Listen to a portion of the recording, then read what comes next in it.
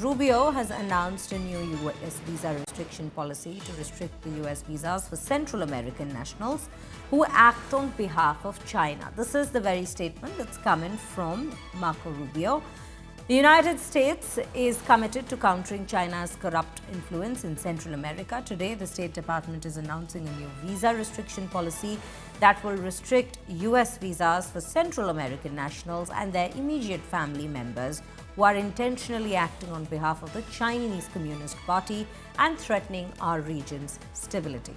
This is the very statement that's come in from Marco Rubio at this given point. So this is new visa curbs for China backers, restriction policy for visas for the Central American nationals who act on behalf of China.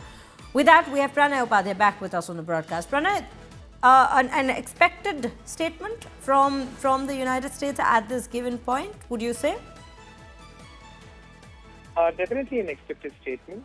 The way President Donald Trump is putting pressure on the Latin American countries, the South American countries, in terms of the narcotics, inflow in the United States. The way he has, put, curbs, especially in terms of fentanyl, especially in against China, accused China for the supply of fentanyl.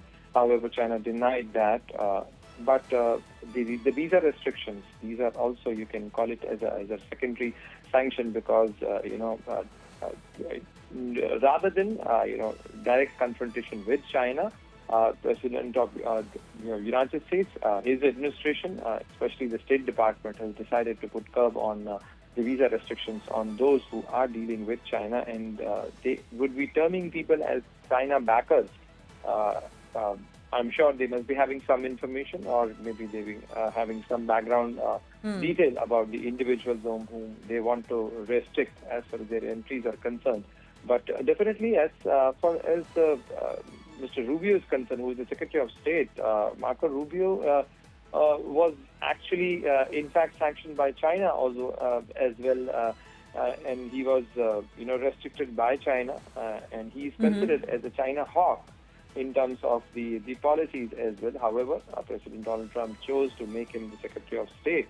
So there is a history of relation, and there is a history of their dealings as well.